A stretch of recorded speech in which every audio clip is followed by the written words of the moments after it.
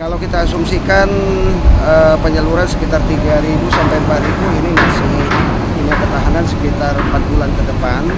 Nanti pada bulan Oktober juga akan terjadi panen gadu di Aceh. Kita juga terus menambah stok dengan keadaan.